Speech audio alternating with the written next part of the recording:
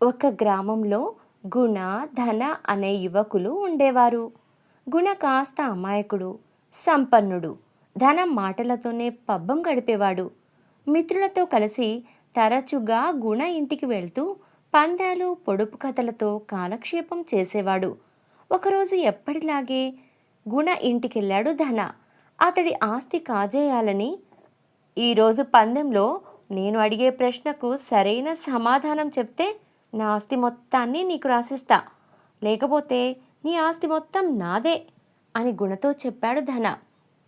నువ్వొక్కడివే కాదు, పందెం కాసే అవకాశం గుణకు కూడా ఇవ్వు అని వెంట వచ్చిన మిత్రులు అనడంతో సరేనంటూ తనకు అదే నియమం వర్తిస్తుందన్నాడు ధన.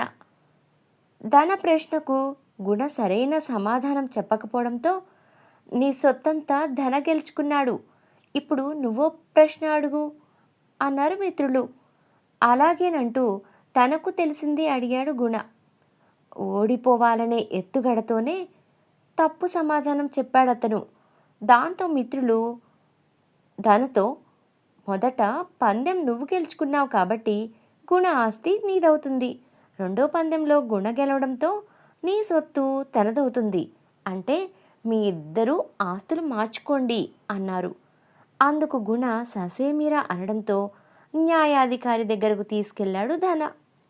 వారి వాదనలు విన్నాక, మొదటి పందెంలో ఓడినందుకు నువ్వు నీ ఆస్తి అంతా ధనకు ఇవ్వాల్సిందే అంటూ చెప్పారా న్యాయాధికారి.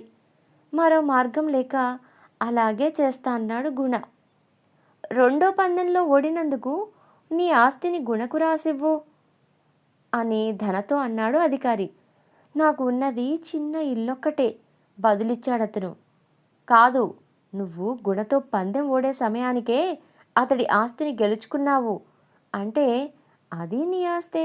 మీ పందెం ప్రకారం గుణ ఆస్తిలో నీకేమీ రాకపోగా నీ ఇల్లు అతడికే దక్కుతుంది అంటూ తీర్పునిచ్చాడు న్యాయాధికారి.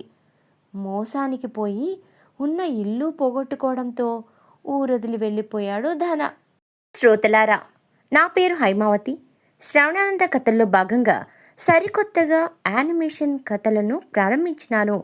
కావున నా యొక్క ఛానల్ను సబ్స్క్రైబ్ చేసుకోండి. కథ బాగుంటే లైక్ కొట్టండి, షేర్ చేయండి. మీ సలహాలను కామెంట్ల రూపంలో తెలియజేయండి. ఇప్పటి వరకు మీరు విన్న ఈ కథ పేరు బెడిసి కొట్టిన పథకం. కథ బాగుంది కదూ? మరొక కథతో త్వరలోనే మీ ముందుకు వస్తాను. అంతవరకు సెలవు మరి. ధన్యవాదములు.